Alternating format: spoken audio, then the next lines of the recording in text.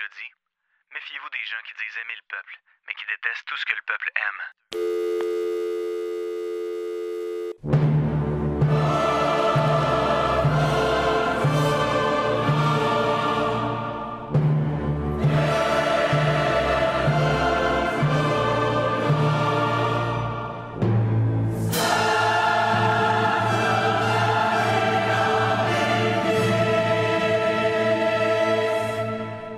Cinq, 4, 3, 2, 1. Ils sont partis. Oh my gosh. They're all going against the wind. The wind's 120 knots from the west. Radio X Files avec Christian Page et Marceau. Oh my gosh, dude. Radio X. Bon vendredi, bienvenue sur les ondes de choix 98.1 Radio X. On est le 26 février 2021. Vous êtes dans Radio X Files. Mon cher Christian, t'es salué? Hein, toi aussi? T'as passé une belle semaine? Oui, très bonne semaine. En fin de semaine, là, je sais pas quel genre de température vous allez avoir dans le secteur de Montréal, mais je peux te dire qu'à Québec, dimanche, ça va ressembler à un 4-5 degrés avec du soleil. Ça va être de toute beauté. Ben écoute, on nous annonce exactement la même chose dans le coin de Montréal. Alors, moi qui n'aime pas beaucoup l'hiver, je l'ai déjà évoqué en ondes. Moi, quand on me parle de pluie, quand on me parle de fonte des neiges, c'est parfait. Ça s'inscrit bien à mon agenda. Toi qui es un gars de voiture, là, je pense que tu as une décapotable en plus. Là. Est-ce que tu vas commencer à y penser? Oui, c'est ça. J'ai une décapotable, puis j'ai une Camaro de collection. Et c'est deux voitures qui sont actuellement dans un hangar. Alors écoute, je regarde les jours s'égrener sur le calendrier. J'attends avec ferveur le 1er avril, oui, date à laquelle, en théorie, je devrais sortir mes véhicules. Là, bien sûr, dépendamment des conditions météo, mais c'est ça. Donc le 1er avril, je dois sortir ces véhicules de leur hangar. Et je me vois déjà là, au volant de ma Camaro. Dans ma Camaro, je t'emmènerai. Effectivement. Chanson, un classique de Steve Fizet pour tous les propriétaires de Camaro. Voilà. Tout le monde connaît cette chanson-là, mais très rares sont ceux qui connaissent Steve Fizet, par contre. De notre époque, ouais. Là, de mon époque à moi, là, moi, j'ai jamais connu cet individu-là. Je l'ai reconnu quand il était malheureusement décédé, où là, on nous a parlé de la chanson qu'il avait fait. Mais c'est incroyable, ça. C'est une belle chanson. Sur les chemins d'été, dans le fond, tout le monde connaît la chanson sur le titre « Dans ma Camaro », mais en fait, c'est sur les chemins d'été, c'est le titre de la chanson. Et je pense que Steve Fizet s'est fait connaître dans les années 70 au Québec parce qu'il a joué un rôle clé, un rôle important dans une série qui s'appelait « Les Bergers ». Donc, un téléroman québécois là, qui était très, très à la mode au début des années 70. Et Steve Fizet jouait dans cette série-là. Et bien sûr, il s'est fait connaître aussi par la musique, les chansons. Et malheureusement, il a été atteint assez rapidement d'une maladie dégénérative qui, peu à peu, l'a éloigné de la scène publique. Décédé à l'âge de 68 ans à Montréal, il était malade. Il est né à Québec et il est décédé à Montréal. Bon. Non, je vois que tu es plus informé que moi sur Steve Fizet. Oui. Ben, tu sais quoi? À chaque fois que tu parles d'un sujet, je vais toujours faire ma petite recherche Google. Oui, c'est ça, c'est bien Google. En espérant que tu te trompes sur quelque chose. Tu sais. Oui, tu sais que la semaine dernière, d'ailleurs, tu m'as posé une question qui est un peu une colle et je suis allé voir après effectivement sur des sites d'astronomie. Tu m'avais posé la question combien de temps prend une communication entre Mars et la Terre? Oui. Et je t'avais dit, 4 minutes et demie, 5 minutes. Et toi, tu me disais, j'avais entendu dire que c'était 22 minutes ou 12 minutes ou quelque chose comme 12 ça. 12 minutes y aller, 12 minutes revenir. Voilà, donc tu avais raison et j'avais raison aussi. Dans la mesure, il faut savoir que les planètes, bien sûr, elles tournent en orbite autour du Soleil. Elles tournent sur à peu près un seul plan. Hein. Ça varie un peu, mais disons, on peut imaginer le système solaire comme étant la planète Saturne. On a une boule au centre et des anneaux autour. Donc, dans notre cas, les anneaux, c'est des anneaux invisibles parce que c'est la position que les planètes tiennent autour du Soleil.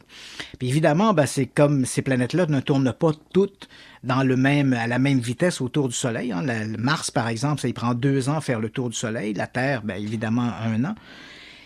Et à des moments donnés, bien sûr, c'est comme les deux planètes, Mars et la Terre, sont très, très rapprochées. Mais évidemment, comme elles ne tournent pas à la même vitesse, ben Mars va prendre le pas sur la Terre va prendre le pas sur Mars, puis elles vont s'éloigner.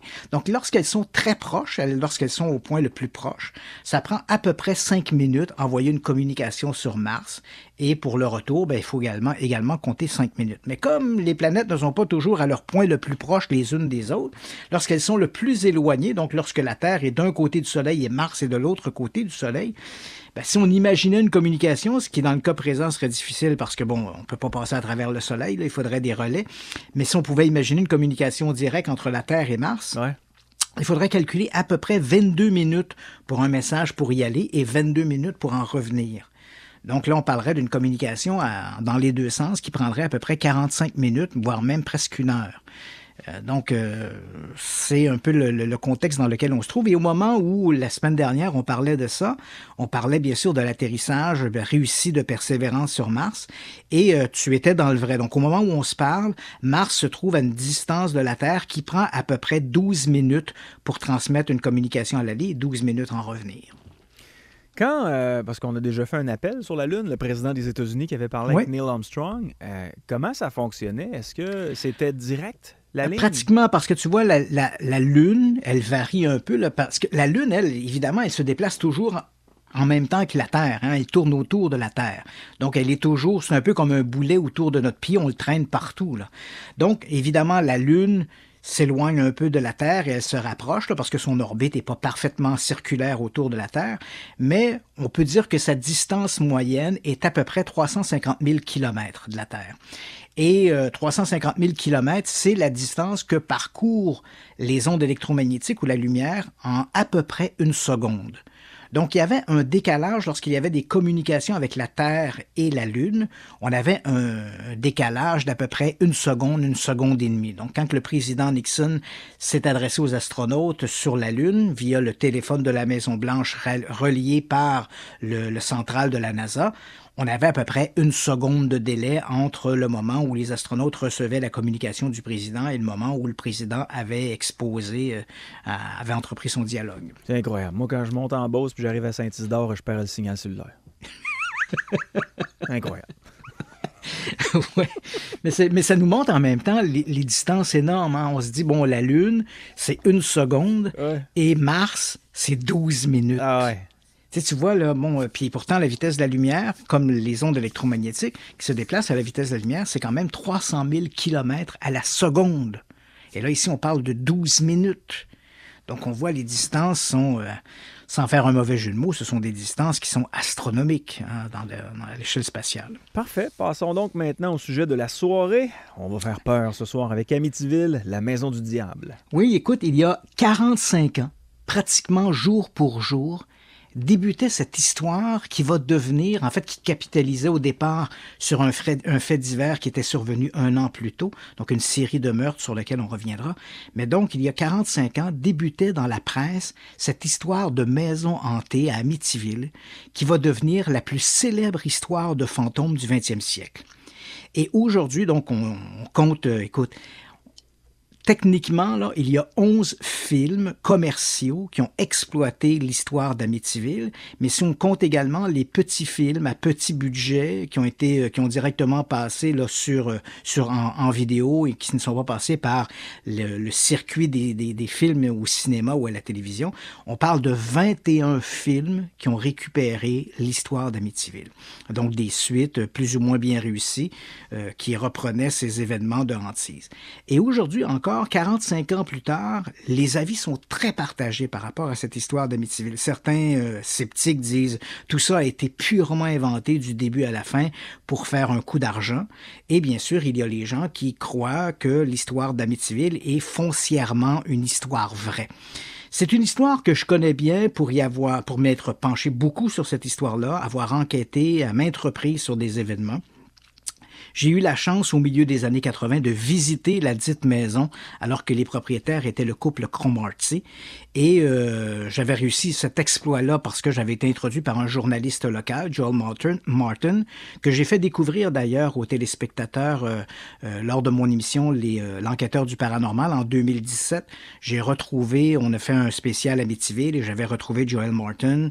Et Joel Martin, il faut savoir que c'est le journaliste le plus spécialisé dans l'affaire d'Amityville. Lorsque les meurtres se sont produits en 1974, on est en novembre 1974, Joel Martin est un journaliste local sur Long Island et il reçoit un coup de téléphone en disant « Un drame est survenu à Amityville. Écoute, un type aurait abattu... On vient de trouver une famille. On ne sait pas à ce moment-là que le fils est impliqué, mais on dit on vient de trouver une famille. 6 personnes ont été abattues. » Joel Martin est le premier à arriver sur place. Il arrive en même temps à peu près que la police du comté de Suffolk et il assiste donc à la sortie des corps de la maison d'Amityville. Et il va suivre cette histoire-là, donc non seulement au moment où les meurtres vont se produire, mais après, dans les années qui vont suivre, bien sûr, l'occupation par les Lutz qui vont déclarer que la maison est hantée et ensuite tout ce qui va suivre, tous les débats, toutes les enquêtes qui seront menées, les poursuites, parce que l'histoire d'Amityville, oui, c'est probablement l'histoire hantise la plus compliquée que je connaisse. Il faut savoir qu'il y a eu 14 procès au civil dans cette histoire-là. Tout le monde a essayé de capitaliser sur l'histoire. Tout le monde s'est traité de menteur à qui mieux. On a transformé des déclarations, on a travesti des faits. Écoute, c'est une histoire excessivement compliquée. Et c'est sûr que dans les 2 heures qui nous est imparties ce soir, je n'aurai pas le temps de tout couvrir, mais c'est une histoire qui est fascinante. Et ce Joel Martin a été au centre de toute l'histoire. Et c'est grâce à lui, donc, en 1986 de mémoire, que j'ai pu passer 2 heures dans la dite maison d'Amityville. Et non, je n'ai pas été possédé par le démon, j'ai pas senti d'effluve négative, mais c'est quand même un grand moment qui est marquant. Parce qu'à l'époque, en 1990, la maison d'Amityville était devenue, ce qu'elle est d'ailleurs encore aujourd'hui, une espèce de référence dans le domaine de l'horreur. Dès qu'on voit la maison d'Amityville, dès qu'on voit la silhouette de la maison, avec ses fenêtres en quart de lune, on sait immédiatement de quoi on parle. Et donc, quand je me suis retrouvé dans cette maison-là, j'avais l'impression un peu de marcher dans l'une des histoires les plus marquantes des histoires de fantômes. Donc, grâce à Joel Martin, que je remercie pour ça, je l'ai fait découvrir aux téléspectateurs donc en 2017 dans cette émission L'Enquêteur du Paranormal. Donc, je me suis retrouvé chez lui, qui habite d'ailleurs tout près d'Amityville, et on s'est remémoré un peu ces événements. Et je n'ai pas ce que je vais révéler au public ce soir, en fait, le spécial que l'on fait, c'est mon opinion sur l'affaire d'Amityville. Donc, quand on est journaliste, quand on fait des trucs pour la télévision, bien sûr, on a un avantage sur la plupart des gens, c'est la possibilité de pouvoir consulter des archives qui ne sont pas nécessairement ouvertes au public. Donc, on a pu consulter pour les besoins de cette émission-là, on a pu donc consulter des archives de police. On a rencontré les policiers d'Amityville. Comme je l'ai mentionné, il y a eu 14 procès au civil qui ont été menés dans cette histoire-là. Pratiquement tous ces procès sont encore aujourd'hui sous scellés. Et pourquoi ils sont sous scellés? Parce que dans la plupart des cas, il y avait l'archevêché du comté de Suffolk qui était impliqué. Parce que, bon, oui, c'est vrai qu'il y a eu des prêtres, il y a eu des histoires avec des curés mêlés à tout ça. Et l'archevêché avait demandé lors des procès civils, ce sont des poursuites civiles, avait demandé lors de ces poursuites civiles qu'il y ait un huis clos qui soit imposé pour que, autant sur les audiences que autant sur la publication des documents. Et à cause de cela, ces documents ne sont toujours pas accessibles au public. Donc, les procès opposant les différents partis, les éditeurs du livre The Amityville Horror, l'auteur, les Lutz, les familles qui ont suivi, le service de police d'Amityville. Donc, comme je te le dis, tout le monde s'est arraché un peu la chemise. Mais bien sûr, comme nous, on faisait une émission de télé, et bien sûr, avec la collaboration de Joel Martin, qui connaît tout le monde, on a eu accès à ces dossiers. Donc, j'ai eu, je le sais, de manière un peu privilégiée, accès aux différents procès. J'ai pu lire les déclarations de tout un chacun, savoir un peu ce que chacun disait. Et c'est un peu sur l'ensemble de ces témoignages dont je vais évoquer un peu plus tard dans l'émission, que je base mon opinion. Évidemment, ce n'est pas une opinion arrêtée. Les gens peuvent croire ce qu'ils veulent. L'opinion, elle est légitime. Bon, si je ne fais que livrer des informations dont j'ai eu le privilège d'avoir entre les mains et qui m'ont permis d'avoir une vision peut-être un peu plus éclairée sur l'histoire d'Amityville, au-delà de ce qu'on trouve facilement sur le web ou ce qu'on trouve dans la presse écrite. Parfait. Donc, Notre spécial ce soir, Amityville, 45 ans plus tard, faut-il y croire ou était-ce qu'une arnaque? Donc, on va essayer de replacer les événements dans leur véritable contexte historique. On passe maintenant à l'actualité de la semaine. On s'en va à New Mexico. On s'en va à New Mexico. Écoute, je t'amène, ça se passe dimanche dernier. Donc, on a un vol, le vol 2292 d'American Airlines. L'appareil a décollé d'abord du Kentucky. Il a fait une pause à Cincinnati, en Ohio, en escale. Il reprend des passagers et là, il est en route pour Phoenix, en Arizona. Et il est à peu près 13h, en fait 13h19 très précisément. L'appareil en question, c'est un Airbus A320. L'appareil se trouve là pour sa trajectoire entre Cincinnati et Phoenix en Arizona. Il doit traverser la partie nord-ouest du Nouveau-Mexique. Et à ce moment-là, donc 13h19, il contacte la tour de contrôle d'Albuquerque. Donc voici ce que le pilote avait à dire.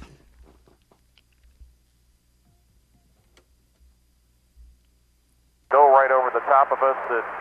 I hate to say this, looked like a long cylindrical object. It almost looked like a cruise missile type of thing moving really fast that went right over the top of us.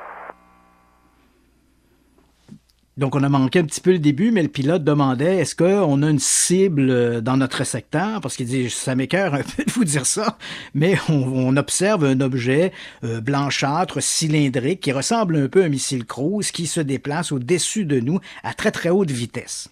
On va le faire écouter, mon cher Christian. OK. Have any targets up here? We just had something go right over the top of us that, I hate to say this, looked like a long cylindrical object. It almost looked like a cruise missile type of thing moving really fast that went right over the top of us. Ouais, il a détesté dire ça. Ouais, non. Et donc, l'appareil, à ce moment-là, notre Airbus A320 se trouve à une altitude de 37 000 pieds. Là. Donc, lorsque le pilote signale cette observation. Donc, à ce moment-là, la tour de contrôle d'Albuquerque n'a pas sur ses écrans radars le moindre écho autre que celui du Airbus A320. Et l'information, en fait, cette communication radio a été captée, c'est pas une communication officielle de l'aviation civile, mais c'est parce que il y a aux États-Unis donc des fanatiques de l'aviation qui écoutent continuellement, comme des gens écoutent les scans de police, par exemple, les communications avec les services de police. Il y a des gens qui écoutent essentiellement tout ce qui se dit sur les ondes, parce qu'on peut se brancher sur les longueurs d'onde transmises, qui transmettent les communications entre les avions et les tours de contrôle. Et c'est justement un fanatique de l'aviation comme ça qui a capté cette communication radio. Au début, la compagnie American Airlines a nié être responsable de cette communication, mais finalement, le lendemain que l'information était rendue publique, American Airlines a confirmé qu'effectivement, c'était l'un de leurs pilotes qui avait communiqué cette information à la tour d'Albuquerque. Albuquerque, de son côté, a confirmé qu'il n'y avait aucun autre écho au moment où l'appareil se trouvait dans le ciel. L'information a été transmise, bien sûr, dans la démarche première, comme le pilote n'a pas senti une menace de la part de cet objet, quel qu'il soit, il n'a pas rempli ce qu'on appelle une fiche de air miss, de quasi-collision. Donc, il n'a pas senti que ses passagers étaient en danger. Néanmoins, bien sûr, la tour de contrôle d'Albuquerque, les autorités de l'aviation civile ont communiqué avec 2 bases militaires qui se trouvent dans le nord du Nouveau-Mexique et qui sont souvent impliquées dans des tirs de missiles, donc pour des manœuvres, soit la base de White Sands et la base d'Oloman. On a contacté ces 2 bases-là et les 2 bases ont confirmé de leur côté que ce jour-là, donc on est dimanche 21 février, qu'on n'avait pas procédé à des tirs de missiles. Donc il faut exclure l'idée qu'il puisse s'agir d'un mauvais tir de missile.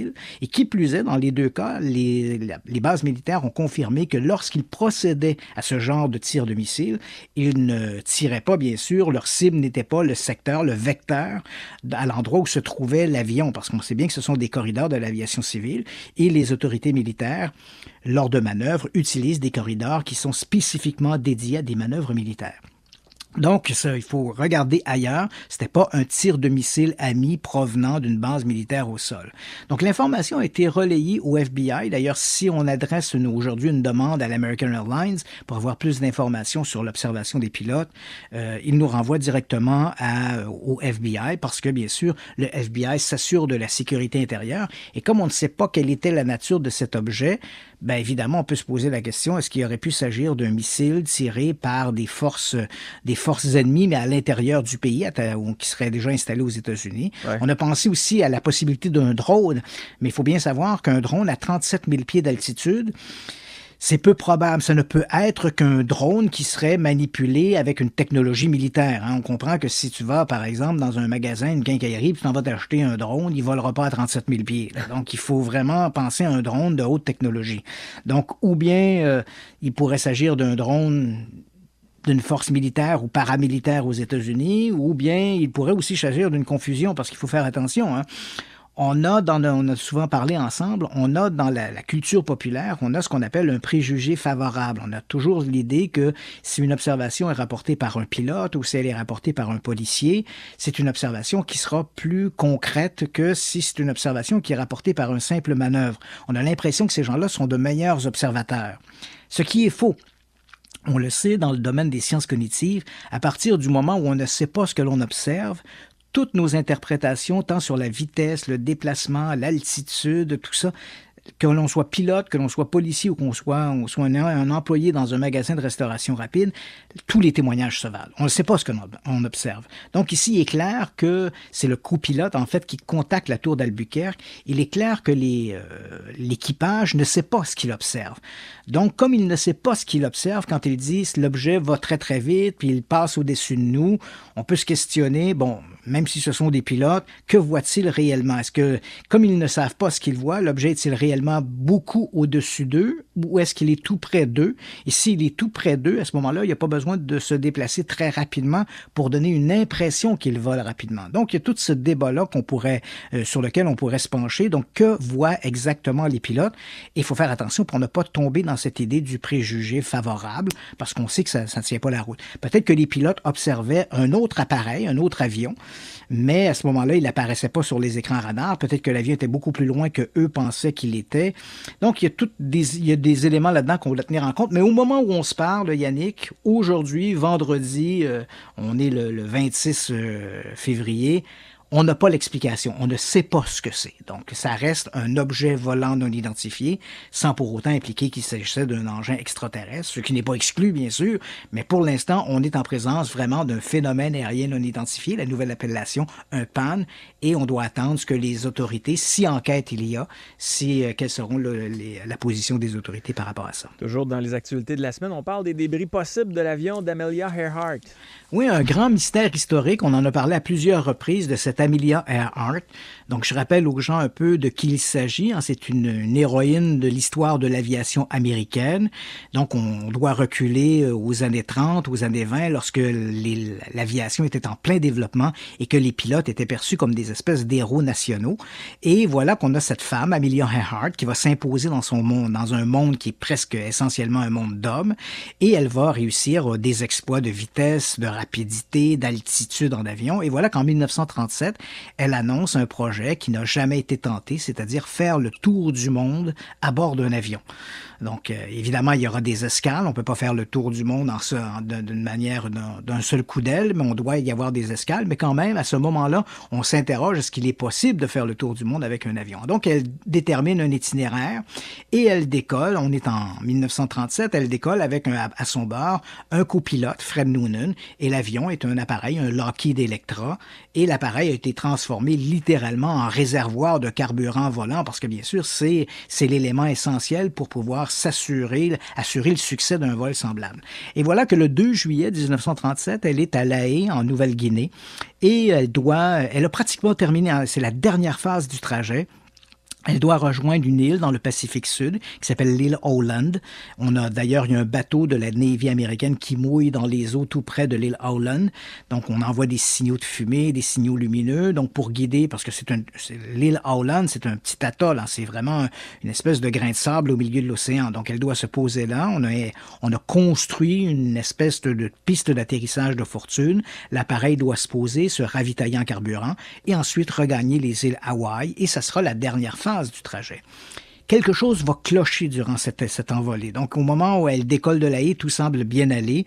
les dernières images qui la montrent, elle et Noonan montant à bord de l'appareil, on voit une femme qui est visiblement très fatiguée, là. Donc, elle décolle et à un moment donné, durant le vol, elle va communiquer avec l'Itasca, hein, c'est le nom de ce bateau qui est tout près de l'île Howland. Et visiblement, la communication ne se fait que dans un seul sens. C'est-à-dire qu'elle, elle est capable de communiquer. Les gens sur l'Itasca l'entendent bien, mais quand eux essaient de communiquer avec elle, ils ont clairement l'impression qu'elle n'entend pas les communications. Donc, elle explique qu'elle est un peu perdue, qu'elle ne voit pas les signaux de fumée qui sont faits depuis l'île Howland, elle ne voit pas les signaux lumineux de l'Itasca, elle se demande où elle est, et on sent dans la voix une inquiétude, ses réserves de carburant commencent à baisser dangereusement. Et sa dernière communication, elle donne des coordonnées géographiques. Je suis sur la ligne 152, 350, un truc semblable. Et puis, c'est la dernière fois qu'on entend parler de Amelia Earhart. Il faut savoir que Amelia Earhart avait épousé George Putnam, qui est un très important éditeur aux États-Unis à l'époque, et le couple Earhart-Putnam était des amis personnels du président Roosevelt. Et là, bien sûr, on avait mis en œuvre, et bien sûr, on était aussi dans l'univers de cette héroïne américaine qui va réussir un exploit jamais tenté auparavant. Donc, on va entreprendre probablement à ce moment-là les plus grandes recherches pour retrouver l'appareil en mer, en espérant retrouver Amelia Earhart et le copilote vivant. Malheureusement, on ne retrouvera absolument rien. Et cette histoire va s'imposer comme étant l'un des plus grands mystères de l'aviation. Ça va rejoindre l'histoire de ce MH370 de Malaysian Airlines qui est disparu en 2014, en mars 2014. Donc, c'est un grand mystère de l'aviation et on se demande où elle est passée. Après la disparition d'Amelia Earhart, toutes sortes d'hypothèses sont apparues.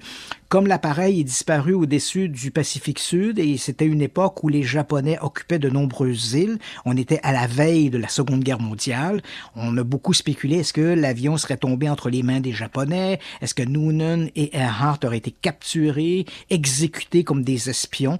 Tout ça a même servi à alimenter un film quelques années plus tard où on reconnaissait dans les traits des comédiens de l'histoire, la trame de l'histoire, on reconnaissait un peu le drame de la disparition d'Amelia Earhart.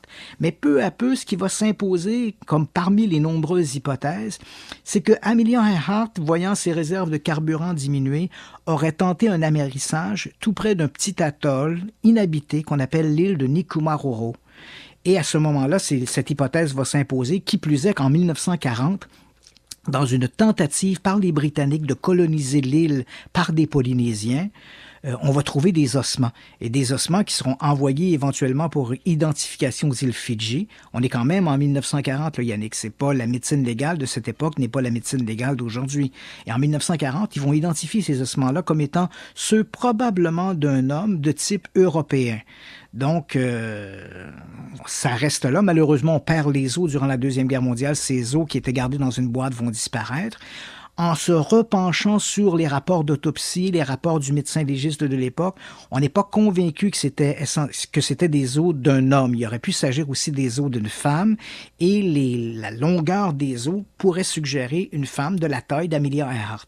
Donc, tu vois, ce sont des éléments, ce ne sont pas des preuves, mais ce sont des faisceaux qui amènent les gens à entretenir cette hypothèse de plus en plus convaincante qu'Amelia Earhart aurait pu tenter un amérissage près de l'île de Nikumaroro. Et c'est une hypothèse qui est défendue notamment par un groupe d'archéologues amateurs qui sont à la recherche aux États-Unis, qui sont à la recherche des avions historiques qui ont été portés manquants ou disparus.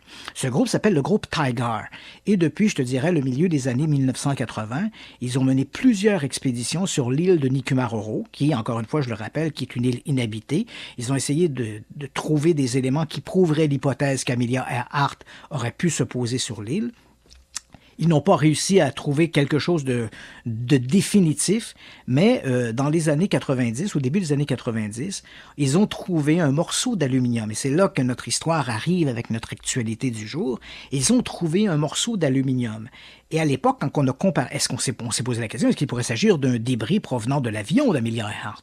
Et en comparant le trou, parce que visiblement cette pièce d'aluminium était marquée par des trous qui étaient les trous laissés par des rivets, on a comparé le modèle, le patchwork, si je puis dire, la façon dont les rivets étaient disposés sur le morceau de métal. Est-ce que ça correspondait au tracé des rivets sur l'aile de l'avion d'Amelia Earhart? Et on s'est aperçu que ça ne correspondait pas. Donc, on a mis ça de côté, on s'est dit, peut-être, on ne sait pas trop, on le met sous clé, puis on va attendre autre chose. Et puis voilà, qu'on a appris il y a quelques années que peu de temps avant son départ de la Floride, Amelia Earhart avait demandé à faire une réparation sur une aile de son avion. Or, bien sûr, quand on a placé cette pièce d'aluminium sur l'aile, comme on a dû l'adapter à l'aluminium ou l'aile qui était déjà présente, on a fait de nouveaux trous de rivet. Donc là, est-ce qu'on se pose la question, est-ce que ces nouveaux trous de rivet correspondent à la pièce de métal trouvée sur l'île?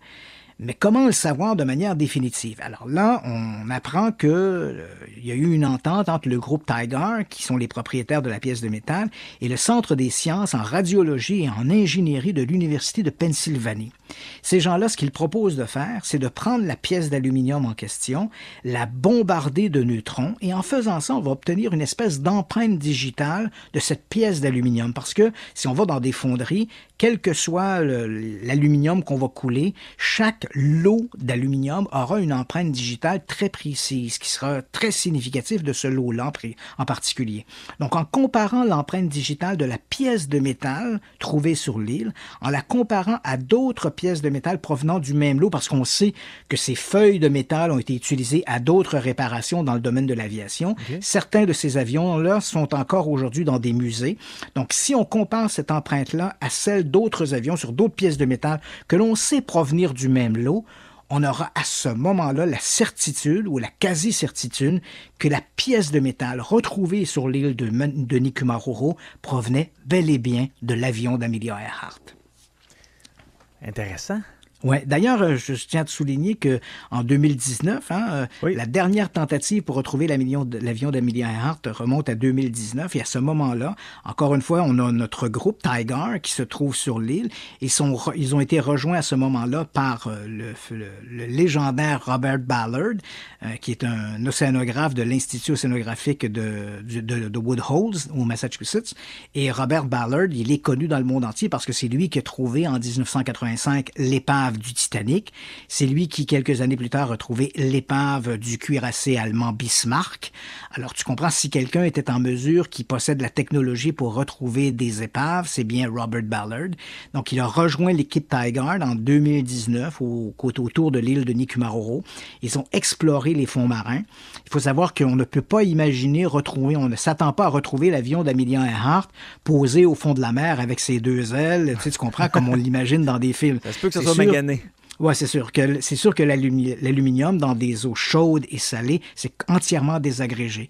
Mais on croit que les pièces les plus importantes de l'avion, comme le train d'atterrissage ou le moteur, doivent être quelque part. Et même s'ils sont couverts de corail, on serait certainement en mesure de les délocaliser et de les remonter à la surface. Et en comparant les numéros de série des différentes pièces mécaniques, on pourrait avoir l'assurance qu'il s'agit des pièces provenant de l'avion d'Amelia Earhart. Donc, en 2019, il y a eu cette très grosse expédition autour de l'île de Nikumaroro, impliquant à la fois l'équipe Tiger et l'équipe de Robert Ballard.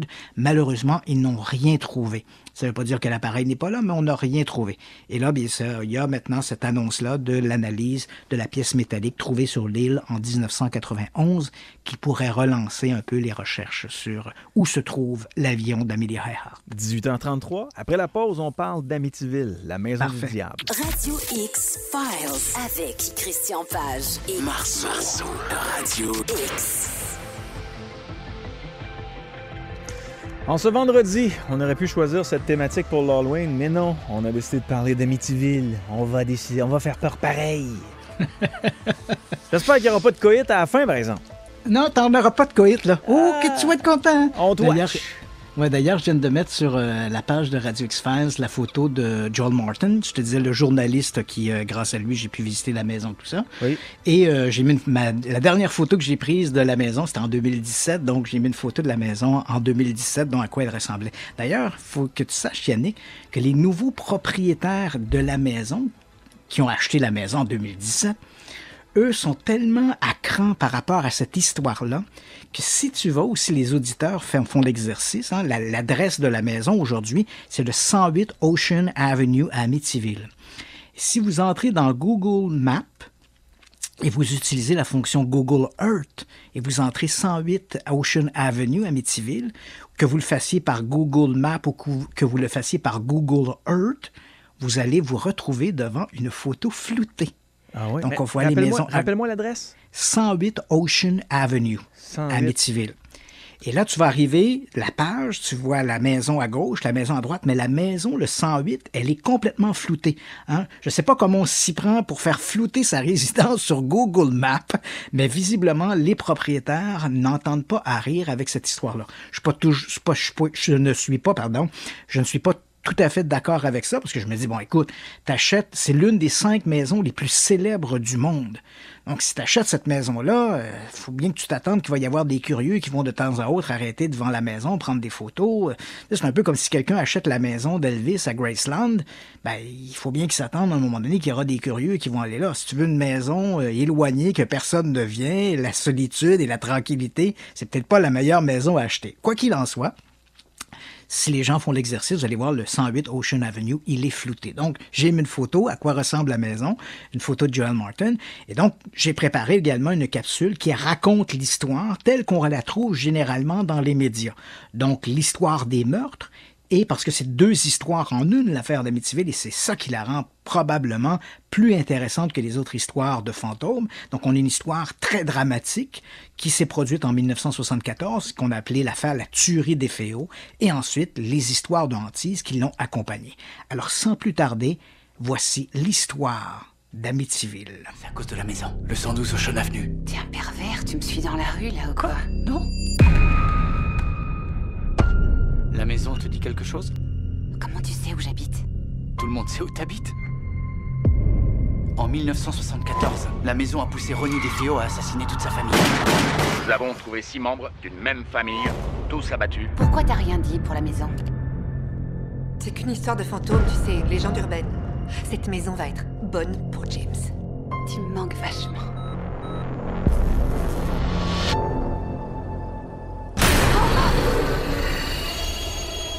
Pardon. J'ai vraiment un mauvais sentiment par rapport à la maison.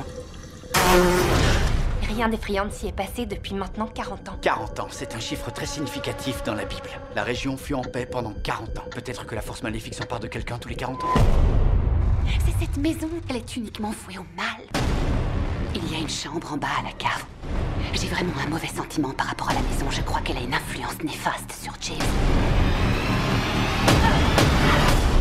Elle va convaincre James de tuer toute notre famille.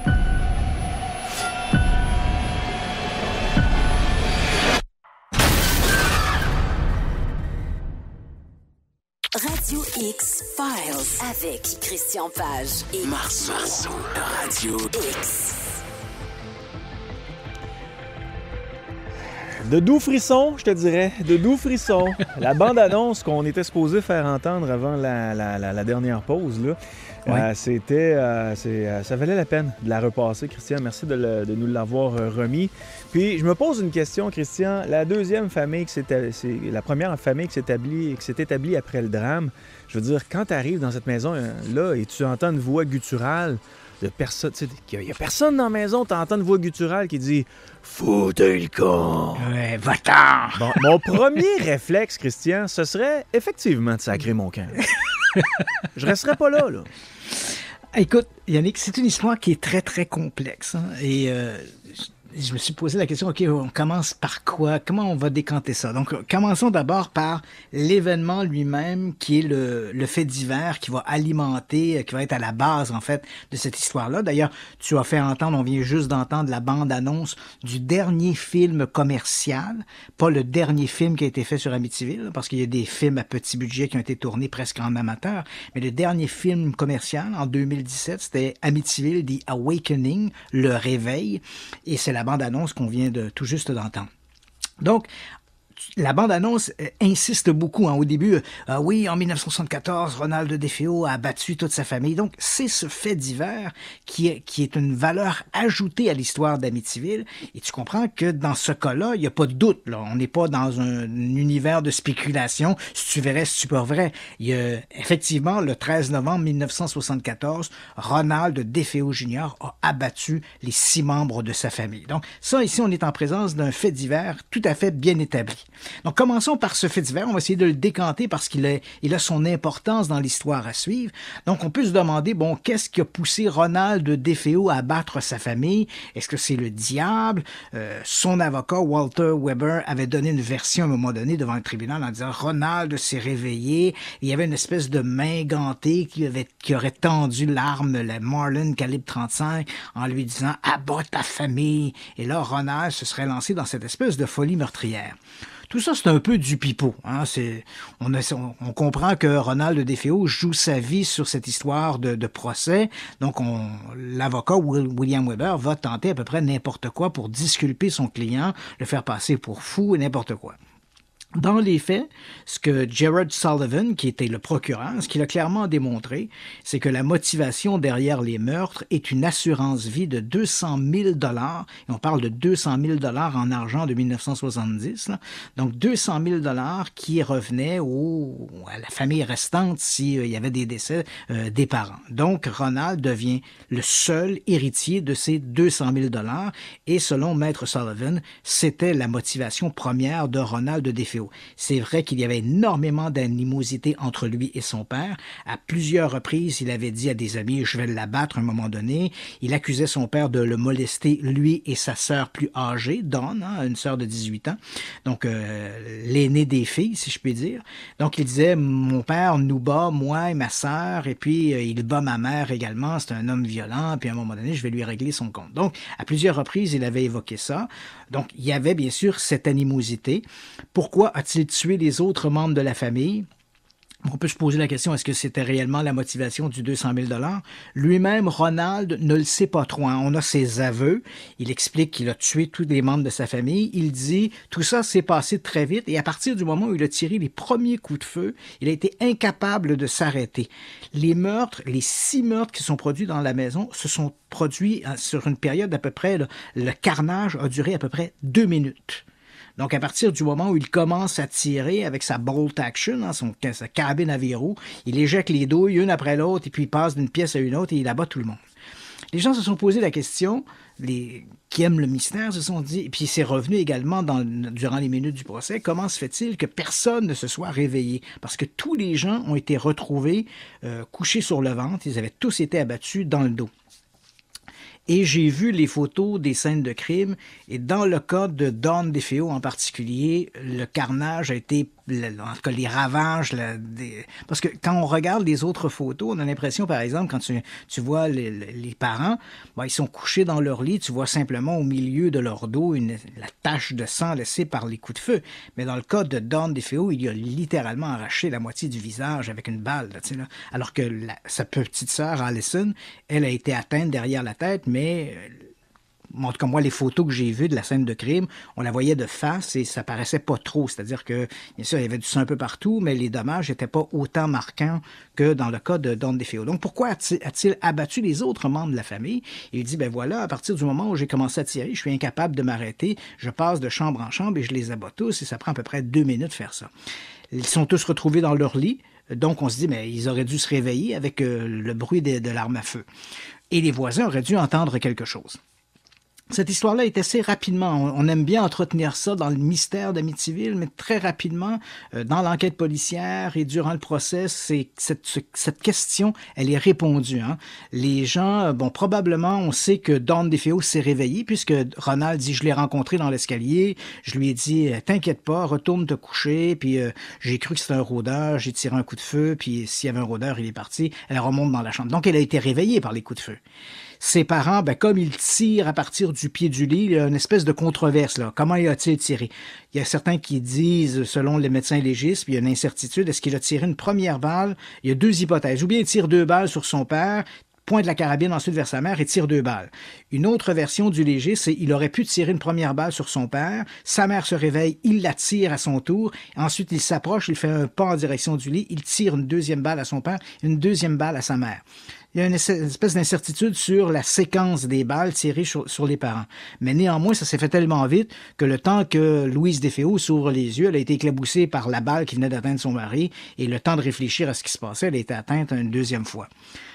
Ensuite, la question, les deux autres enfants, parce que quand on parle de la maison d'Amityville, c'est une maison à 3 niveaux. On a le rez-de-chaussée, bon, il y a le sous-sol, bien sûr, il y a le rez-de-chaussée, et ensuite, il y a un premier étage et un deuxième étage, qui est en fait des appartements qui ont été aménagés sous la mansarde.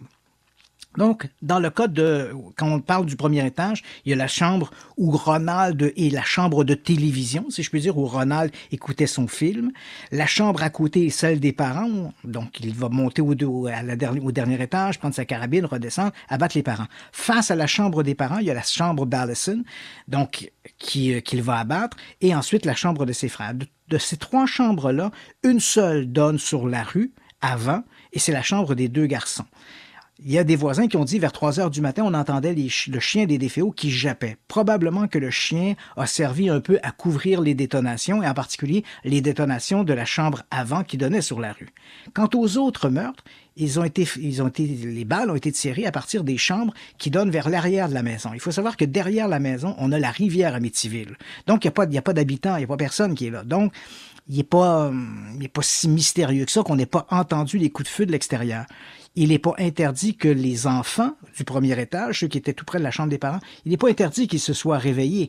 Mais on le sait tous, en tout cas les gens qui ont eu des enfants, savent bien que des enfants de 6 ou 7 ans, parfois, s'ils se réveillent, ils ont pu être paralysés par la peur d'entendre les détonations, donc ils n'ont pas bougé, ou bien ils ont pu ne pas se réveiller tout simplement. Il y a des enfants qui dorment tellement profondément qu'ils vont s'endormir chez des voisins, on va les prendre dans nos bras, puis on va toi qui es parent, Yannick, tu as pu vivre ça. Hein? On prend notre enfant dans nos mains, il se réveille même pas. On le met dans l'auto, on le conduit à la maison, on le remet dans son lit, puis il se rend même pas compte qu'on l'a déplacé d'une maison à une autre. Exact.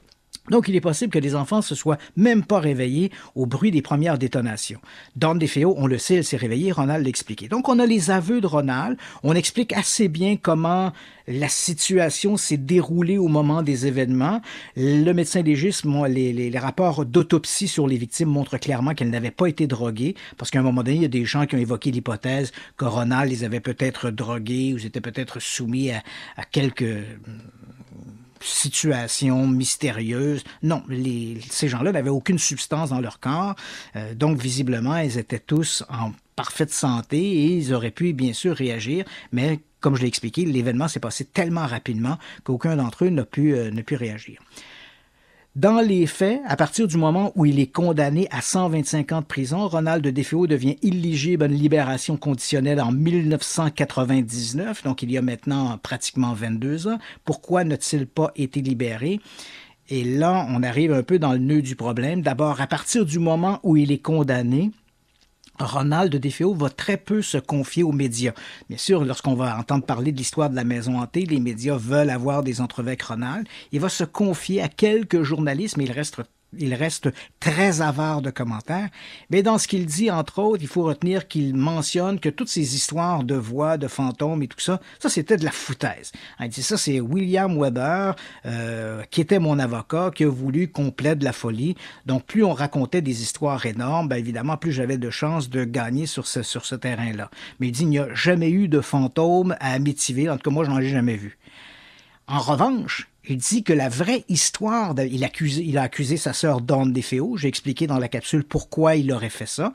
Parce qu'on le sait, dans les murs d'une prison, lorsqu'on parle d'un tueur d'enfants, il n'est jamais bien accepté au milieu de la communauté carcérale.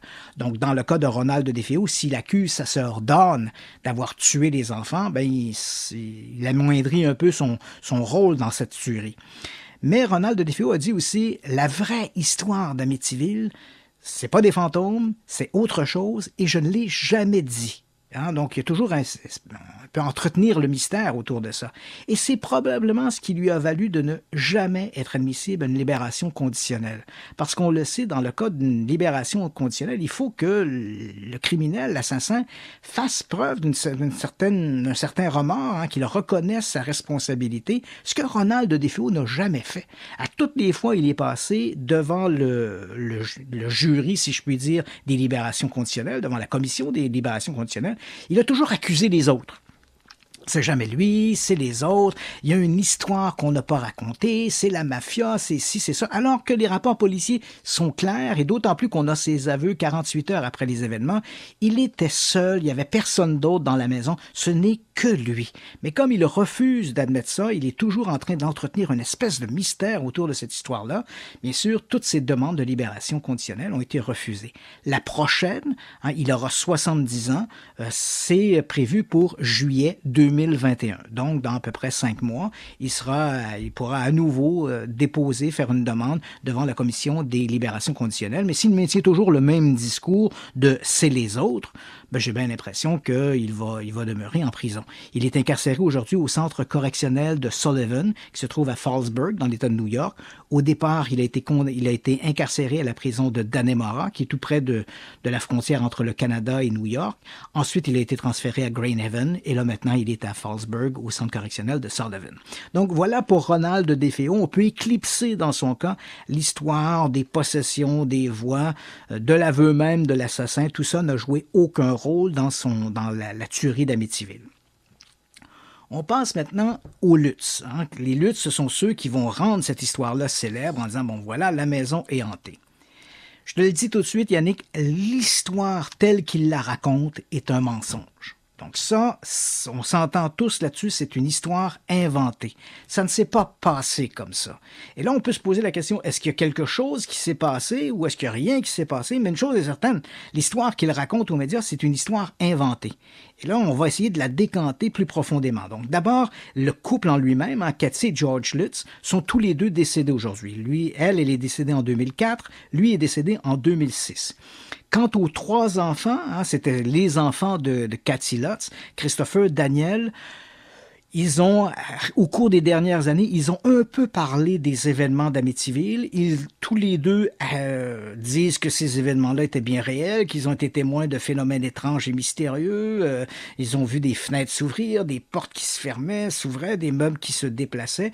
Mais on a senti quand même dans leur discours une espèce de forme de capitalisation sur l'affaire d'Amityville. On a l'impression que ces types-là ont essayé d'en rajouter pour continuer de capitaliser sur une histoire qui a déjà fait beaucoup de millage et qui a quand même rapporté beaucoup d'argent à leurs parents. Quant à la dernière, la petite dernière de la famille, Melissa, qui avait 5 ans au moment des événements, elle n'a jamais parlé publiquement de ces événements-là. Moi, je lui ai parlé au téléphone. Je peux te dire qu'elle habite en Californie. Mais elle refuse de parler de ces événements-là. D'ailleurs, elle m'a confié qu'elle n'en gardait pas vraiment de souvenirs.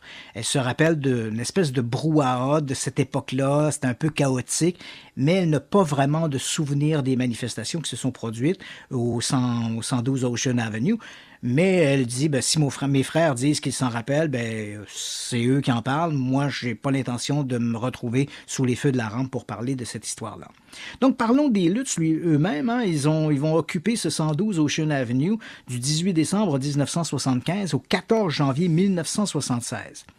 Et là, on voit, à partir du moment où ils vont quitter les lieux, il y a une espèce d'effet crescendo. Donc, dans une première déclaration, la première fois où ils parlent des manifestations d'Amityville, on est le 16 janvier 1976. Là, ils vont se confier à des journalistes en disant « La maison est hantée » et quand on leur demande quel type de manifestation, je te cite exactement ce que George Lutz avait dit à ce moment-là. Il dit « Il n'y avait aucun objet qui flottait en l'air, ni aucun gémissement.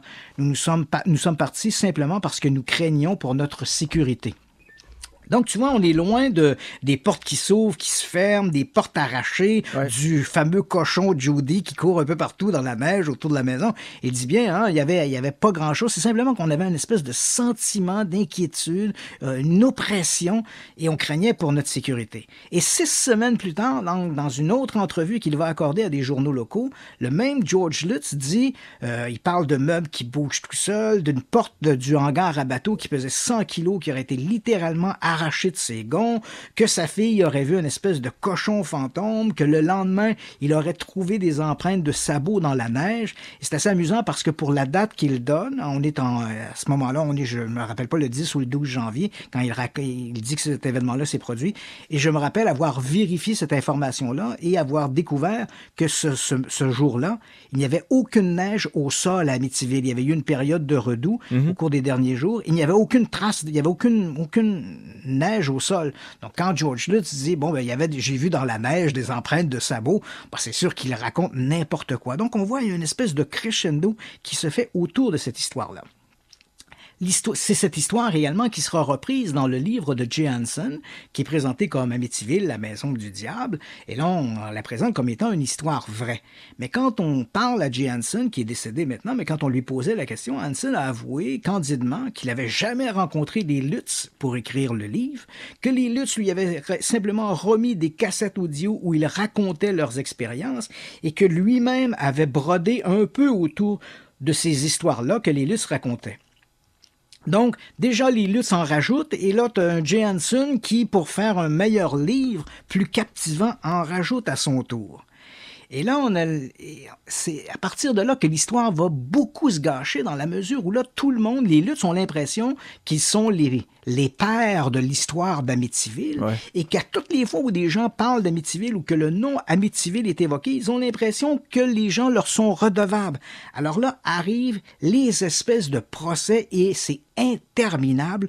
14 procès en civil de George et Kathy Lutz contre à peu près tout le monde. Ils ont attaqué la police les a attaqués, ils ont attaqué l'éditeur, ils ont attaqué William Weber. Et là, évidemment, à travers tout ça, l'histoire se gonfle, chacun s'accuse de à peu près tous les mots. Et il y a une déclaration qui est absolument catastrophique, et c'est malheureusement la déclaration que je dirais que les sceptiques vont surtout utiliser pour discréditer l'histoire d'Amityville. À partir d'un procès entre William Weber, qui est l'avocat de Ronald DeFeo, qui lui n'a qu'un objectif, rendre cette histoire-là tellement énorme qu'il pourra demander un nouveau procès à son client. Donc c'est ce qu'il essaie de faire. Et éventuellement, l'affaire déraille entre lui et les Lutz. Et là, il y a un procès dont les minutes sont gardées confidentielles pour les raisons que je t'ai expliquées en début d'émission, parce que, bon, dans ce procès-là, le diocèse de Suffolk a été impliqué, et à la demande du diocèse, on a demandé à ce que le document soit gardé confidentiel. Mais à partir du moment où le procès a eu lieu, et il y a eu pas une condamnation, mais une décision qui a été prise, et les Lutz ont été déboutés, William Weber a déclaré au magazine People, sans trop entrer dans les détails, il dit « Cette histoire d'Amityville, il dit nous avons inventé ça, moi et les Lutz, autour d'une coupe de bouteilles de vin. » Puis là, il explique, il dit notamment l'histoire du cochon. Il dit, durant le procès avec mon client Ronald DeFeo m'avait dit qu'il qualifiait souvent le chat de leur voisin, un chat siamois, il dit, il le qualifiait du cochon. Or, quand j'ai raconté ça aux Lutz, ils se sont dit, pourquoi pas le récupérer? Puis là, c'est devenu le cochon fantôme d'Amityville. Donc, tu vois, il y a une espèce d'amalgame. Et la déclaration de William Weber, elle est excessivement dévastatrice parce qu'elle va alimenter l'idée que toute l'histoire a été inventée. Mais il faut gratter un peu au-delà de ça. Et c'est ce que j'ai fait. Et là, ce que j'ai découvert là-dedans, c'est que c'est pas tout à fait comme ça que ça s'est passé. Avant même que les Lutz rencontrent William Weber, avant même qu'ils injectent des stéroïdes dans leur histoire pour la rendre célèbre, pour la rendre super terrifiante, pour pouvoir écrire des livres et capitaliser là-dedans, j'ai découvert que les Lutz, avant même tout ça, c'était des gens qui croyaient aux phénomènes paranormaux, et lorsqu'ils ont aménagé dans la maison, ils ont très rapidement commencé à se confier autour d'eux qu'il y avait des choses étranges.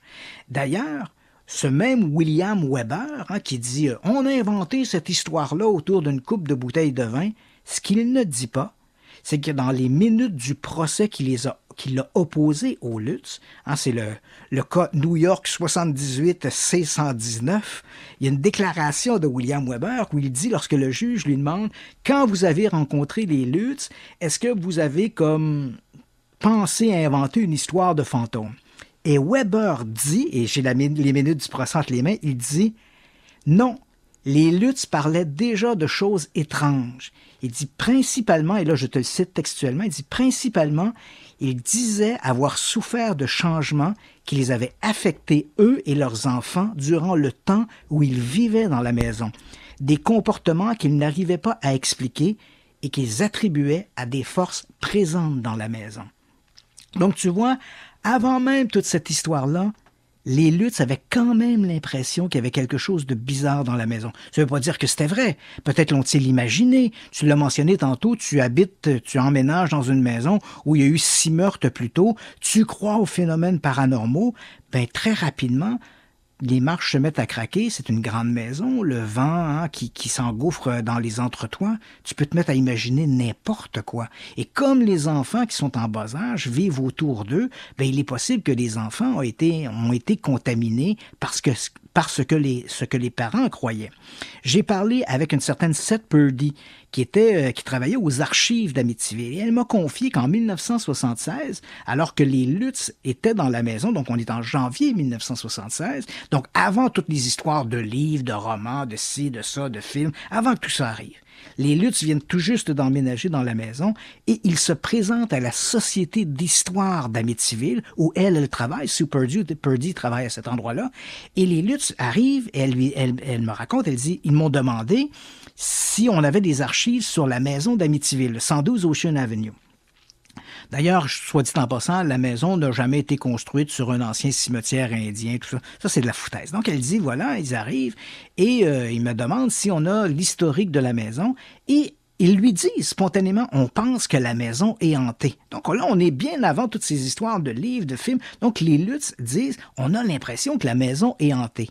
En janvier 1976, toujours donc à cette même période-là, George Lutz se présente au poste de police d'Amityville, il amène sa carabine et il demande à la police de la saisir. Il fait un dépôt volontaire et quand les policiers lui demandent pourquoi il fait ça, il dit « Je crains pour la sécurité de ma famille ». Donc, il laisse sa carabine qu'il va venir rechercher 48 heures après. Tout ça semble bien indiquer que l'histoire d'Amityville n'est pas qu'une fadaise entièrement inventée. C'est une histoire qui a été gonflée, qui a été altérée, modifiée pour en faire un succès de librairie, pour en faire un succès de cinéma. Mais il semble bien qu'au départ, à partir du moment où les Lutz sont aménagés dans cette maison-là, ils ont fondamentalement cru que des choses bizarres s'y produisaient. Le reste, bien sûr, ce sont des gens qui ont capitalisé sur eux, autour d'eux, et que eux-mêmes, les Lutz, sont aussi exploités pour pouvoir engranger des sous avec différents motifs. Bon, engranger de l'argent ou, dans le cas de Weber, pouvoir relancer un nouveau procès pour son client, qui était Ronald DeFeo. Et enfin, le dernier élément qu'il faut retenir dans cette histoire-là, donc ça c'est ma position. Je pense que non, l'affaire n'a pas été entièrement inventée. Je pense que honnêtement, les Lutz au départ ont cru que quelque chose se passait dans la maison, que ce soit vrai ou non, ils y ont cru. Ils ont probablement convaincu les enfants de cela. Le reste, bien sûr, c'est une histoire qu'on a beaucoup montée, qu'on a beaucoup exagérée. Et j'arrive maintenant à la pièce maîtresse pour les amateurs de fantômes. Oui, monsieur. Et là, ça va faire peur, ça va peut-être faire plaisir à certains et pas plaisir à d'autres. Il y a, quand on parle de l'affaire d'Amityville, il y a le rôle des Warren. Je l'ai expliqué, bon, ils vont débarquer quelques semaines plus tard, et là, ils ont tout autour d'eux leur cirque, la télévision, Channel 5, et là, on filme ça. Et là, ils passent de pièce en pièce dans la maison. Puis là, ben, ils sont pris de tremblement, ils racontent n'importe quoi. Évidemment, les Warren, on en a déjà parlé ensemble, lorsqu'ils sortent de leur Batcave, c'est toujours pour chasser les pires esprits. C'est jamais un petit esprit de seconde zone. Et on le voit dans le cas d'Amityville, Lorraine Warren dit « je sens un esprit non humain diabolique dans la maison. » C'est sûr que c'était le diable. Ça pouvait pas être autre chose avec les Warren, c'est toujours le diable. Et là, voilà qu'il y a une photo qui circule durant la présence des Warren à Amityville. Ils vont d'ailleurs énormément capitaliser là-dessus. Toutes les fois, à partir de l'histoire d'Amityville, à toutes les fois où on voit les Warren à la télé, à toutes les fois ils font des déclarations devant les médias, ils ne se privent pas pour rappeler « Nous avons enquêté sur la maison d'Amityville ». Alors qu'enquêter est un bien grand mot ici. Ils ont fait une espèce de visite des lieux, puis ils ont tenu une espèce de séance dans la cuisine qui était tout à fait ridicule. Mais quelques mois après, en fait même plus que des mois après, des années après cet événement-là, on est 3 ans après, au moment où les Warren se trouvaient dans la maison, bien sûr, ils ont pris des photographies, puis je dirais que le plus loin qu'ils ont été dans l'enquête, c'est d'avoir installé des caméras infrarouges aux étages et d'avoir pris des photos durant une nuit. Ces photographies ont été remises à la famille Lutz après les événements. 3 ans plus tard, quand George Lutz commence à décanter les photographies qui ont été prises, je le rappelle, 3 ans plus tôt, il trouve une photo qui a été prise ce soir-là, au moment où les Warren étaient dans la maison, où on voit une espèce de visage qui semble comme sortir, qui est dans l'entrebâillement de la porte de la chambre qu'occupait autrefois Alison DeFeo, l'une des victimes, hein, petite fille de 13 ans, je crois. Donc, on voit ce visage-là. Et là, les Warren vont, lorsque George Lutz les appelle pour dire, voilà, j'ai regardé les photos que vous avez prises il y a 3 ans, je les avais mis dans une boîte, j'en avais pas fait de cas, mais là, en regardant ces photos-là, je trouve cette photo, il en fait une copie, les donne aux Warren, et les Warren vont exhiber cette photo-là comme étant une photo d'une des présences mystérieuses, fantomatiques, diaboliques à Amityville. Mais dans les faits, là, les Warren nous mentent à tour de bras ici. En voyant la photo, là, les Warren savaient que la photo était un de leurs collègues. Hein. Quand ils sont arrivés sur place, ils avaient des gens autour d'eux et l'un d'entre eux s'appelait Paul Bartz. Et Paul Bartz est habillé ce soir-là. On a des photos où on le voit dans la maison avec les Warren. Il est habillé avec une espèce de pantalon relativement pâle, là, comme beige, et il avait une chemise à carreaux. Et quand tu regardes cette photo, et on sait que Paul Bartz était celui qui s'était occupé d'installer les caméras au premier étage. Or, quand on regarde la photo du soi-disant fantôme, on voit le visage à travers les montants du garde-fou là, du deuxième étage, mais on voit bien que notre fantôme en question porte une chemise à carreaux. Or, la chemise à carreaux, c'est la chemise de Paul Bartz. Et ça, les Warren le savaient dès le départ. En voyant la photo, ils ont immédiatement identifié Paul Bartz. Et ils ont continué de prétendre que c'était la photo d'un des fantômes d'Amityville. Quelques années après, des gens ont réussi à retrouver Paul Bartz et ils lui ont montré la photo et Bartz a reconnu que oui, j'étais là ce soir-là. Et c'est assez amusant parce qu'il joue sur les mots. Hein. Il dit, vous savez, il dit, bon, Ed Warren est mort, Lorraine est toujours vivante. C'est des gens que j'ai beaucoup aimés. C'est vrai qu'ils ont présenté cette photo-là comme étant une photo d'un fantôme. Et là, il dit pas que c'est lui, mais il dit, bon, j'irai pas plus loin pour commenter leur déclaration. Il faut que l'histoire et le mythe d'Amityville survivent. Ah. Donc, tu vois, il prend pas position, mais je veux dire, quand on compare comment il était habillé ce soir-là et on compare la photo et on fait des ajustements sur la luminosité, tout ça, on voit bien que le fantôme en question est un jeune homme qui porte une chemise à carreaux et les photographies prises ce soir-là montrent Paul Bartz avec cette fameuse chemise à carreaux. Donc, cette photographie, elle est expliquée et je suis assez étonné de voir sur le web cette photo-là qui revient continuellement. Elle est continuellement présentée comme étant l'un des fantômes d'Amityville, alors que depuis des années maintenant, on sait bien que il s'agissait d'un aide de camp des Warren qui était Paul Bartz. Donc voilà un peu grosso modo ce que je peux te dire à propos de cette histoire d'Amityville. Donc j'espère que tu n'as pas eu un trop gros coït interrompu. Non, ça va. Donc, je vais t'avouer par exemple que l'histoire de Google, on tape l'adresse de la maison d'Amityville, puis là on voit que c'est flouté et il y a un petit peu d'incompréhension là-dedans. Oui, c'est parce que, bon, moi-même j'étais assez surpris de ça. Pour deux raisons. D'abord, dans un premier temps, l'image de cette maison-là, elle est célèbre. Je veux dire, moi, j'ai mis une photographie, mais je veux dire, si les gens tapent 112 Ocean Avenue, vous allez voir des photos de toutes les époques. Hein. Elle était peinte en noir au moment où les meurtres DeFeo ont eu lieu. Hein. Donc, vous avez des photos, vous allez retrouver cette maison peinte en noir à l'époque des DeFeo. Et là, toutes les années qui ont suivi, les décennies qui ont suivi, il y a des centaines de gens qui sont allés, qui ont pris des photos de la maison. Donc, c'est pas quelque chose de comme secret. Là. Je veux dire, la maison, on connaît ses lignes, on sait à quoi elle ressemble, on voit la silhouette. Et, je veux dire, ce qui m'étonne aussi, c'est que la photographie de Google Maps ou Google Earth, peu importe, il faut savoir qu'en théorie, la loi nous autorise à prendre des photos de n'importe quel endroit public. Oui. Donc, moi, je me trouve dans la rue, je peux prendre la photo de ta maison. Même si tu n'as pas envie que je la prenne, moi, la prendre pareil. En fait, tout ce qui est vu du trottoir. Tu n'as pas le droit d'embarquer sur le terrain, mais tout ce qui est vu du trottoir, ça, tu as le droit. Exactement. Ce que j'ai pas le droit de prendre, ce serait par exemple des photos de toi à l'extérieur, là où on te reconnaît. Là, je serais obligé de flouter les personnages que l'on voit de la maison pour la vie privée. Mais le lieu lui-même, s'il est visible d'un lieu public, je peux le prendre en photo.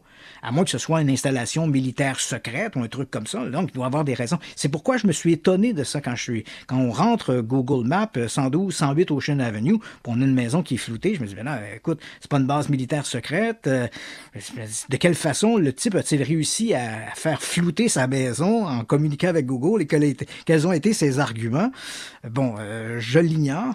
Et en même temps, il y a une espèce d'incompréhension aussi parce que tu achètes l'une des 5 maisons les plus célèbres du monde. Mm-hmm.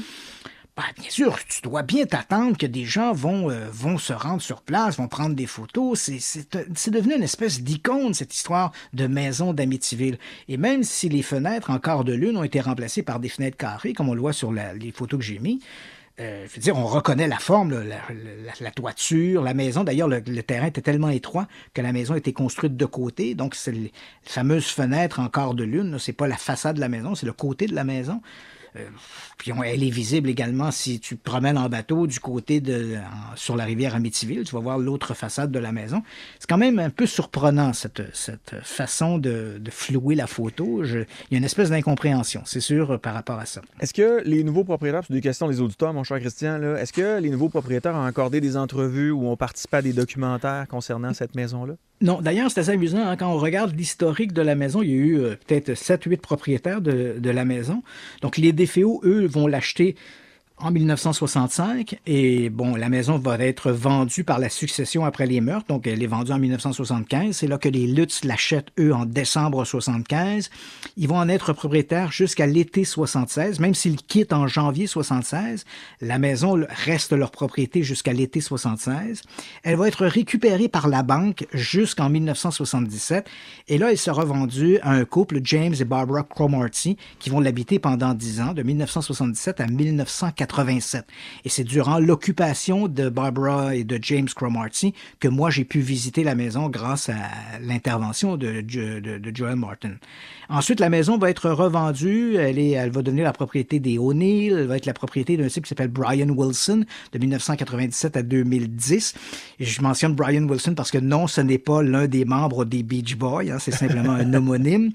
Et ensuite, petite anecdote amusante. Ensuite, les propriétaires ont été David et Caroline D'Antonio, qui ont habité de 2010 à 2017. Et le petit côté amusant là-dedans, c'est que David D'Antonio, je l'avais rencontré dans le passé et il n'était pas encore le propriétaire de la maison. Il était le directeur des archives municipales d'Amityville. Donc, j'avais fait un travail de recherche, je m'étais rendu sur place. J'avais demandé à consulter des archives municipales et ce David D'Antonio était le directeur des archives. Donc, je l'avais rencontré à ce moment-là et on parlait de la maison d'Amityville. Et là, on était 10 ans avant qu'il devienne lui-même le propriétaire de la maison. Il est décédé en 2015. Son épouse a vendu la maison en 2017. Et c'est ce nouveau propriétaire anonyme. On ne sait pas c'est qui.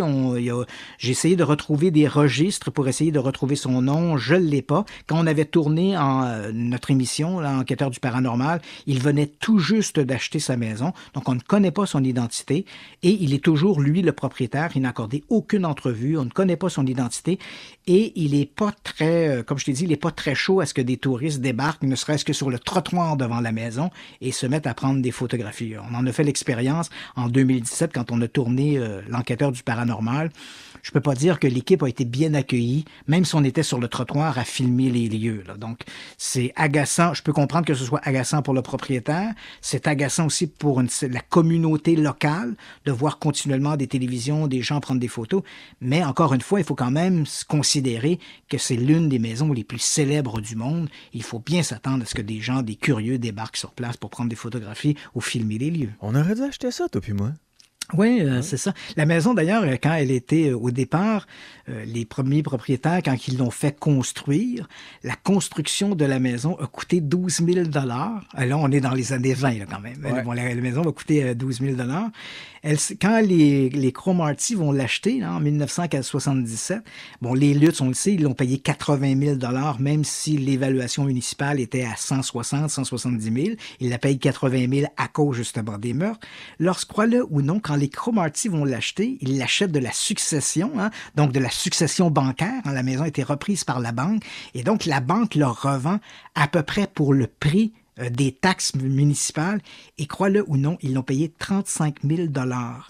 Et quand les D'Antonio vont l'acheter en 2017, donc 30 ans plus tard, les D'Antonio vont la payer près d'1 million $. Incroyable. Ah, tu vois que c'est pas un bon investissement. Il aurait peut-être fallu embarquer des gens avec nous, là, peut-être une vingtaine. La maison a été vendue un peu moins cher. Ouais, quand les D'Antonio sont probablement ceux qui l'ont acheté je ne sais pas comment était le marché de l'immobilier à l'époque, ouais. Mais quand eux l'achètent, hein, ils la paient pratiquement 950 000 $. Donc, on est près du million. Là. Et quand ils vont la revendre, hein, ce fameux propriétaire anonyme qui en fait l'acquisition en 2017, lui, on sait toutefois qu'il l'a payé seulement 650 000 $. Donc, il y a une dévaluation de 300 000 $ par rapport au prix que l'ont payé les D'Antonio. Mais ça reste quand même une maison qui, on se dit, quelques décennies plus tôt, avait été vendue pour 35 000 $. Puis là, on la paie un demi-million, un peu plus d'un demi-million. C'est quand même un gros investissement. En une minute, Christian, avant qu'on fasse la pause, est-ce que tu achèterais une maison en sachant très bien qu'il s'est produit un drame de cette ampleur-là à l'intérieur? Oui.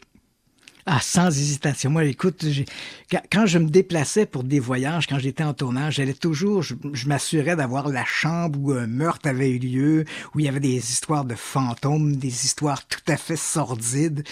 Je ne crois pas que les lieux puissent être habités par cette énergie négative.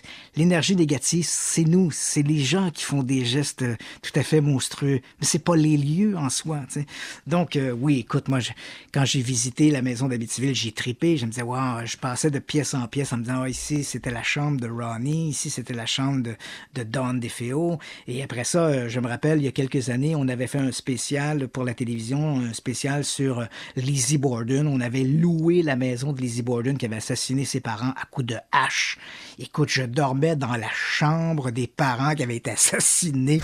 Je tripais. Écoute, ça a été pour moi des moments magiques. Et pour moi, ce sont les gens qui sont le mal, pas les lieux. Oui, je comprends. Mais n'en demeure pas moins qu'en Chaudière-Appalaches, puis sans nécessairement mentionner l'endroit, il y a une maison qui est en vente il y a peut-être une quinzaine d'années, puis je savais que c'était passé un drame-là épouvantable où un individu avait tué son meilleur chum qui avait essayé de lui sauver la vie. Son meilleur chum travaillait pour les autorités, puis il s'est dit « Non, inquiétez-vous pas, je vais aller le voir », puis il était arrivé peut-être à 25-30 pieds de la maison. L'individu a sorti son arme, puis il a tiré quand même sur la connaissance, puis il venait de tuer sa fille, puis il venait de tuer sa femme aussi, puis après ça, il s'est suicidé. Puis je me souviens que sur la petite cabane à l'extérieur, ce genre de petit cabanon, là, il y avait encore le nom de la petite fille qui était inscrit sur la petite cabane. Puis même si la maison était en vente, puis il y avait un deal qui était applicable, qui était incroyable, là, jamais j'aurais acheté cette maison-là. Même si je n'y crois pas, Christian, puis j'étais un peu du même avis que toi, c'est les gens qui sont méchants et non l'énergie de la maison qui peut être négative. Même si je n'y crois pas, j'aurais pas été capable. D'ailleurs, il faut que je te dise, Yannick, que dans le cas de la maison d'Amityville, aucun des propriétaires qui ont suivi les lots, aucun d'entre eux n'ont rapporté quoi que ce soit. Hein. Jamais aucun d'entre eux n'a dit avoir vécu des phénomènes étranges ou mystérieux. Il n'y a eu que l'occupation des lots qui semble avoir été marquée par des manifestations, qu'ils les aient imaginées ou non. Il n'y a que eux qui ont rapporté ça. Parce que les autres propriétaires, même s'ils étaient conscients qu'ils habitaient un lieu où il y avait eu cette tuerie des DeFeo, aucun d'entre eux n'a jamais rapporté la moindre manifestation de type surnaturel. Mais tu as tout à fait raison. Quand on habite une maison comme celle-là, difficile de chasser les images ou les souvenirs sordides qui sont associés à la maison. Là, je me fais traiter de peureux. Puis toi, tu te fais traiter de tordu. Bon, ça se peut. Ça, c'est très drôle. 19h48, on fait une courte pause et on vient. Mon cher Christian, les auditeurs te remercient pour l'émission de ce soir. Tu leur as fait vivre des émotions. Tant mieux. Puis, comme on mentionnait, il n'y a pas eu un coït tout à fait interrompu. Bien sûr, l'histoire d'Amityville, elle est très gonflée, ou stéroïde, mais il y a quand même, moi, je reste persuadé qu'au départ, les Lutz, lorsqu'ils ont emménagé, même s'ils emménageaient dans un lieu où ils savaient qu'il y avait eu une tuerie, ces gens-là croyaient au paranormal. Et je pense que peu à peu, ils se sont laissés entraîner par toutes sortes de manifestations, peut-être tout à fait naturelles. Hein? Un craquement, le vent qui frappait, par exemple, la porte du garage, et des trucs comme ça. Ils ont peu à peu sont venus à la conclusion qu'il devait y avoir une espèce de présence. Et ils vont le dire, ils vont l'entretenir autour d'eux, aux membres de la Société d'Histoire. Ils vont en parler à William Weber, au départ, qu'ils ont cette impression-là. Ils vont même, comme je l'ai mentionné, on va même aller porter l'arme à feu au service de police en disant on craint pour notre sécurité. Ensuite, le reste, bien sûr, il y a tous ces requins qui vont entourer les Lutz et ils vont leur faire miroiter toutes sortes de possibilités de faire de l'argent sur des livres, des films, etc. Et peu à peu, les Lutz vont se laisser entraîner là-dedans et puis l'histoire va se gonfler et ils vont prendre ce rôle très, très au sérieux. Mais je me rappelle avoir lu quelque part quelqu'un qui disait comment peut-on continuer de croire à l'affaire d'Amityville alors que les Lutz eux-mêmes ont avoué qu'il y avait une fraude. J'aimerais bien qu'on me montre à quel endroit où ils ont avoué qu'ils avaient tout inventé. Donc, on n'a pas ça. Donc, à quelques reprises, c'est vrai, ils ont dit oui, la version qu'a donnée Jansen a été un peu gonflée, a été exagérée. On lui avait donné des cassettes audio, il a brodé autour de ça. Lui-même, Jansen a avoué qu'il avait brodé autour de l'histoire, mais à aucun moment, jamais, les Lutz ont dit publiquement on a tout inventé. Jamais. Ils ont regardé une version très exagérée, probablement des faits, mais néanmoins, il y avait au départ, semble-t-il, quelque chose de mystérieux ou qu'ils percevaient comme mystérieux. Tu nous as mis du matériel sur la page Facebook Radio X-Files. Moi, j'ai mis une photo de ce Joel Martin et de la maison d'Amityville en 2017, à quoi elle ressemblait. Donc, on invite les auditeurs à aller consulter les photos. Puis, demain, je vais vous mettre le podcast de Radio X-Files de ce soir. Mon ami, je te souhaite de passer une excellente soirée, une belle fin de semaine. Puis, toi aussi, passe une bonne semaine de relâche aussi oui. Avec tes enfants. C'est un moment de se retrouver, malgré que là, avec le confinement, vous vous retrouvez sûrement beaucoup. C'est ça. Mais il ne faut pas oublier que je vais passer la semaine de relâche en vacances, entre guillemets, mais à mon retour de la semaine de relâche, je vais avoir besoin d'un break. Fait que c'est pour ça que je viens travailler. Bon, parfait. C'est ça, avoir des enfants, Christian. Oui, exact. Ça, je connais pas ça. Salut, mon ami. Ça marche. Bye bon bye, week-end. Bonne soirée. Bonne soirée à tout le monde. Bye bye.